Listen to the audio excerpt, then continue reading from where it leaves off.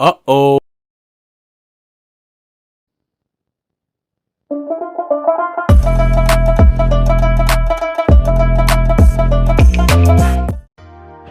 আসসালামু আলাইকুম, কেমন আছেন সবাই?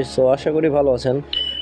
দেখছেন বাইক থাকা মানে কি যে সুবিধা, এই এত জ্যামের মধ্যে ঠাস ঠাস করে বেরো যেতেছি।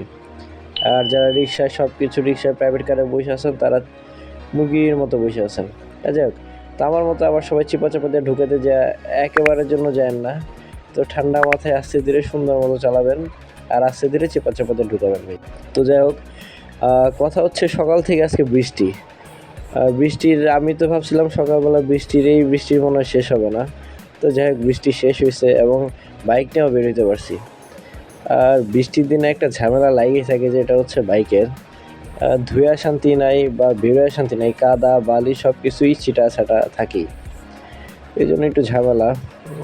রাস্তাও শুকায় গেছে, কোনো সমস্যা নেই। তো প্রথমে যেভাবে বৃষ্টি পড়ছিল মনে হয়েছিল যে আজকে আর মনে হয় না বৃষ্টি শেষ হবে, রোদ উঠে পড়ছে। যাক, ভালো লাগতেছিল। আর ওই যে বাহ, এক্সিলেন্ট, এগুলো বলে কাহিনী।